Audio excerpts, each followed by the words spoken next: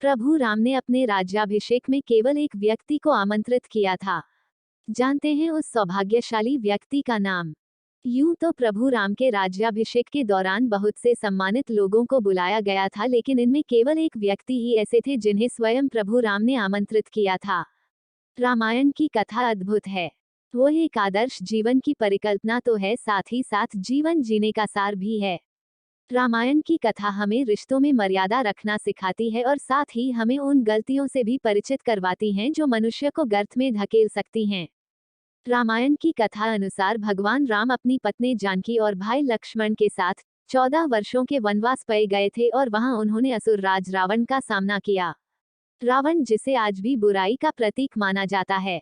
माता कैकेयी ने प्रभु राम को उनके राज्याभिषेक से पूर्व वनवास पर भेज दिया था।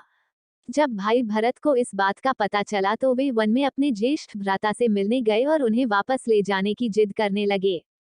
प्रभु राम तो वचनबद्ध थे, इसलिए वे भरत के साथ वापस तो नहीं जा सकते थे। इसलिए भरत उनकी चरण पादुका को अपने साथ लेकर आए और जब तक वे पुनः अयोध्या नहीं लौटे तब तक उनकी पादुका को ही राज सिंहासन पर रखा। ये कहानी तो बहुत से लोगों को ज्ञात होगी, लेकिन एक ऐसी कहानी भी है जिसके विषय में बहुत ही कम लोगों को ज्ञान होगा। ये घटना तब की है जब प्रभु राम पुनः अयोध्या लौट आए थे और उनके राज्याभिषेक की तैयारी चल रही थी। राज्याभिषेक के आयोजन में शामिल होने के लिए निमंत्रण भेजे जा रहे थे।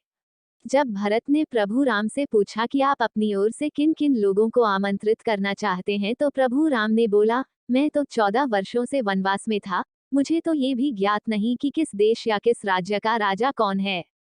मैं किसी भी सम्मानित व्यक्ति को नहीं जानता। तुम्हारी जिसको भी बुलाने की मर्जी हो तुम अपनी मर्जी से बुला लो। अपने भाई की बात सुनकर भरत वापस चले गए, किंतु अचानक रात में भगवान राम की नींद खुली और उन्हें कुछ याद आया। वह दौड़ते हुए भारत के कक्ष की तरफ गए और उन्होंने भारत के कक्ष का दरवाजा खटखटाया और कहा, भरत, मुझे एक व्यक्ति को बुलाना है। क्या आप जानते हैं वह सौभाग्यशाली व्यक्ति कौन था जिसे स्वयं श्रीराम ने अपने राज्याभिषेक में आमंत्रित किया था? प्रभु राम ने केवट को आमंत्रित करने के लिए कहा। वह केवट जिन्होंने प्रभु राम, माता सीता और उनके भाई लक्ष्मण को गंगा के पार पहुंचाया था।